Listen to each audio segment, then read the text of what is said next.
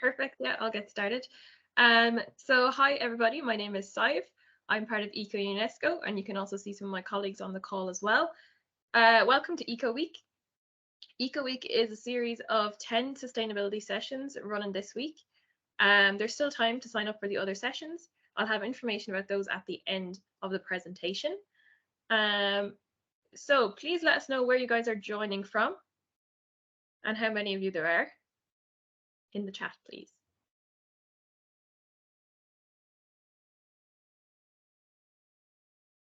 So we'll start off by saying who are we? Who are ECO-UNESCO?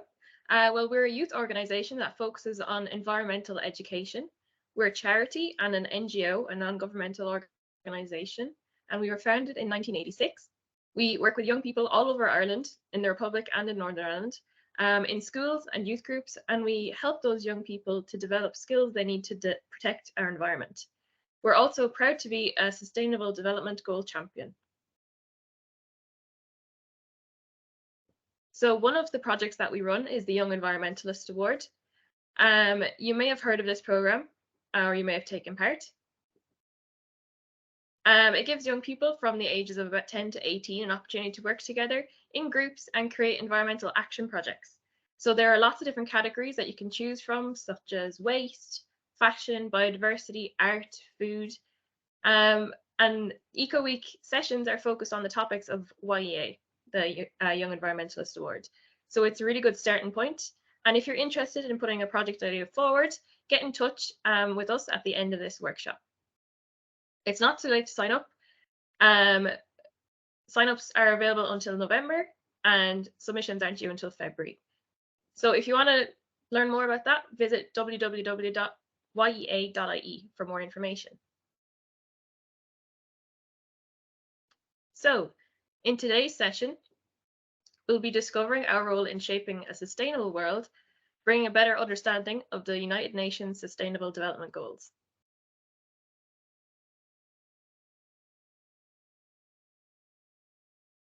So what is sustainable development? Well, first of all, we'll break it up into two words. Sustainable is being able to carry on something for a period of time without it having negative effects or failing to reach goals. And then development is the growth or change, improving, achieving progress, or moving to the next stage. So together, sustainable development is growth and change that meets the needs of the present without compromising the ability of future generations to meet their own needs. And this might be something your students could be interested in looking at. So here's an image of the Sustainable Development Goals, or SDGs as they're also called, and they can sometimes be called the global goals as well. So these were adopted by the United Nations in 2015, and they were a universal call to action to end poverty, protect the planet, and ensure that all people enjoy peace and prosperity by the year 2030. And these were developed from a different set of goals called the Millennium Development Goals, which were in place in the 1990s. So there are 17 goals altogether, and you can see them all here. Now, if we break these down, the 17 SDGs are connected. So environmental, dealing with the threats of climate change and the impacts and how we manage our fragile natural resources. We have the social aspects, achieving gender equality, better health, to eradicate poverty. And that's also leading into the economic aspects, fostering peace and inclusive societies. These will reduce these inequalities and help economies prosper. This is the greatest chance we have to improve life for future generations. So you can see the three pillars there, they hold up sustainability. So the Sustainable Development Goals, 193 countries have committed to prioritize progress for those who are furthest behind, and creativity, know-how, the technology and the financial resources from all of society is necessary to achieve these SDGs. Something else that might be of interest is the Paris Agreement. This was an agreement made in 2015, and it recognized that climate change presents the single biggest threat to sustainable development everywhere. The Paris Agreement focuses on reducing greenhouse gas emissions quickly and strengthening countries' resilience to adapt to the impacts of climate change. It also endeavours to keep the average global temperature rise well below 2 degrees and as close to 1.5 degrees as possible. So we have a little video here. Let's have a look.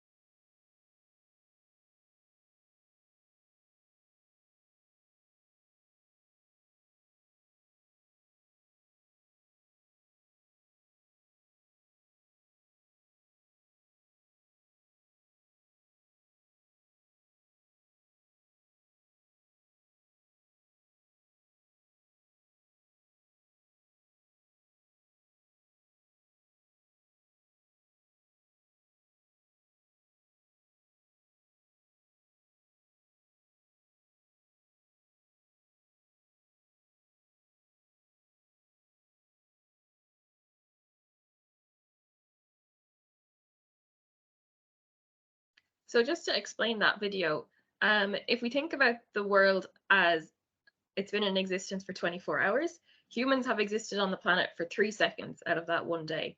So, and we have caused all of these problems. Wildlife extinction rates have increased by 1,000-fold. CO2 emissions are the highest they've been in 2 million years. 40% of all global forests have been destroyed, and up to 1 billion humans have been killed by human-caused wars. Without sufficient climate action events, this will cascade out of control. So I talked a little bit, or he did, about the environmental impacts. Those include global warming, climate change, biodiversity loss, and pollution.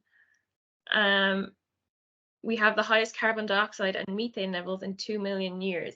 Carbon stores are being destroyed. That's with the forests being cut down.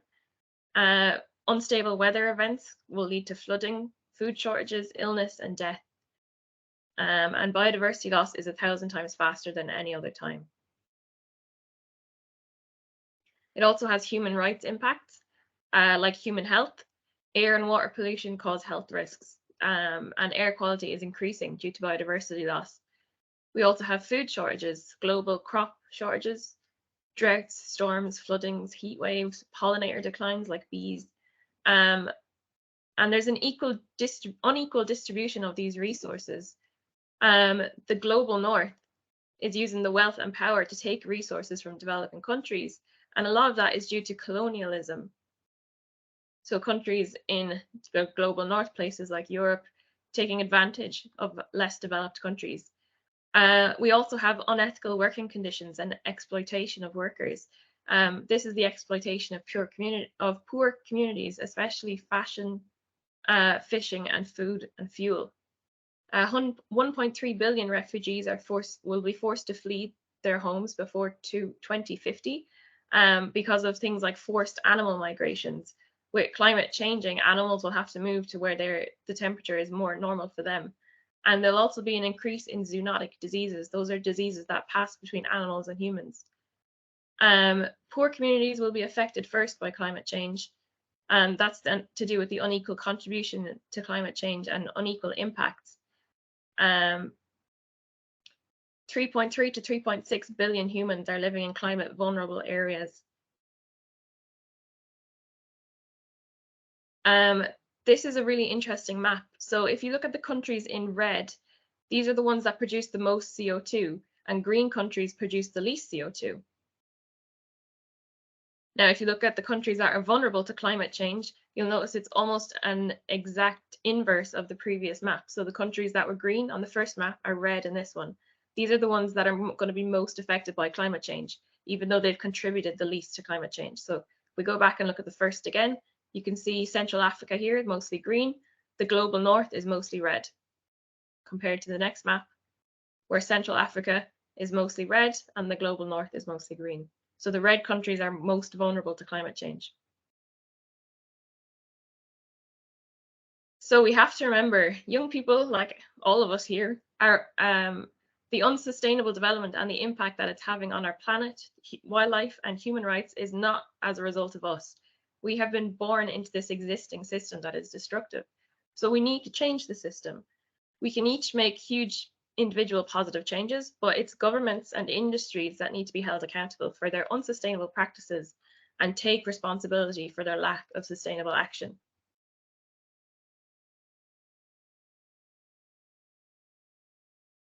So what kind of actions do we need? We need to reduce our emissions. So this can be CO2, carbon dioxide, or it could be methane. So we have to phase out fossil fuels and boost renewable energies, things like wind power, solar power, wave power.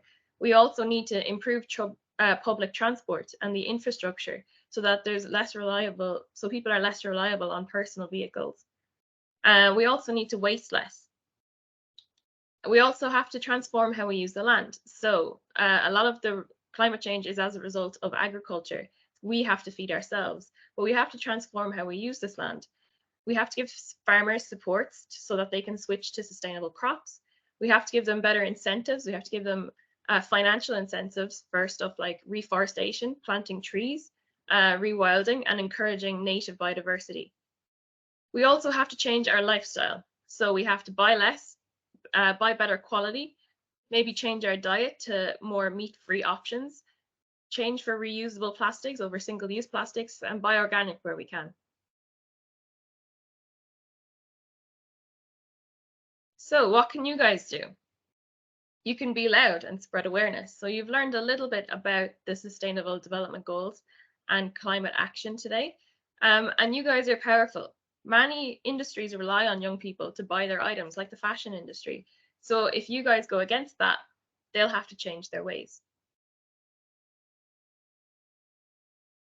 We all have to work together and demand change. So you can find your local TD, his website or his phone number, and make changes that locals want. So you can email, get signatures sent to TDs, and they have to bring it to the higher government. You can also let brands know that you expect more from them. They need to take responsibility for the environmental damage that they're doing and the working conditions for their workers, especially in things like the fashion industry. So you guys, you need to think globally, but act locally. So think of the problems in the world overall, but act on a level that you can in your local area.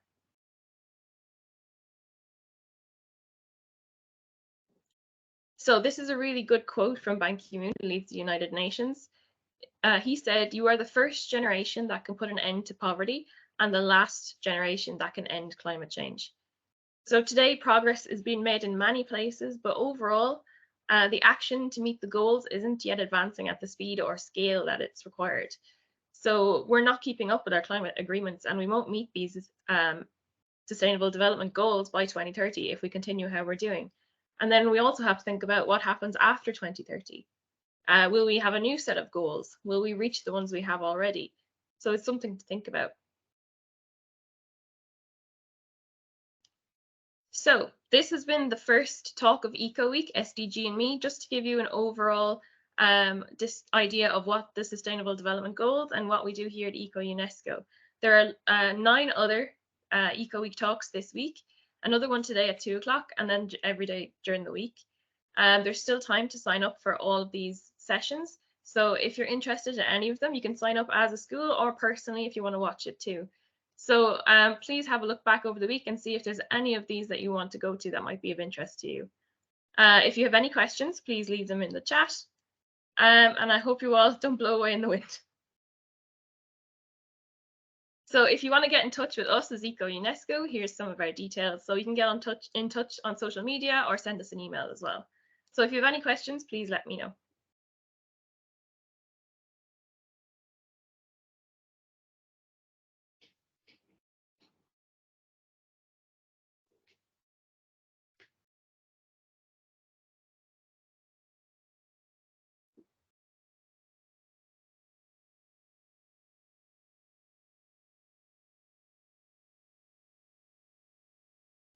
So I have a question, if no one else does. Yeah. What do you have a favorite SDG? I do actually. Let's go back to the picture here. So I didn't mention at the start, but I am an ecologist. So probably, and I'm a terrestrial ecologist. So that means I study ecosystems on land. So for me, number 15 is my favorite, life on land. So that would be the most important to me, I think, because that's what my background is in. What about you, Sarah? Oh God. I think I don't have as good of a reason for this, but I think it's either between the climate action and the responsible consumption. Yeah, I think that ties into a lot of different issues, that we face. So yeah. If anyone has any other questions, you can pop them in the chat or even just unmute yourself if there is anything.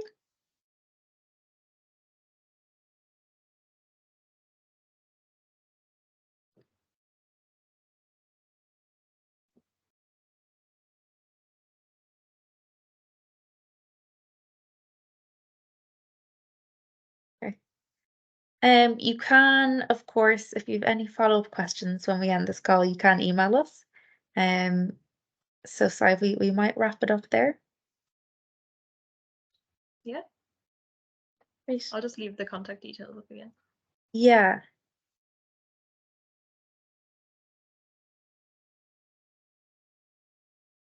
Great. Thank you everyone for joining us, and hopefully see you for one of the other sessions. Thank Thanks, you. Ev. See you. Bye. Bye. Thanks, Thank you. Bye.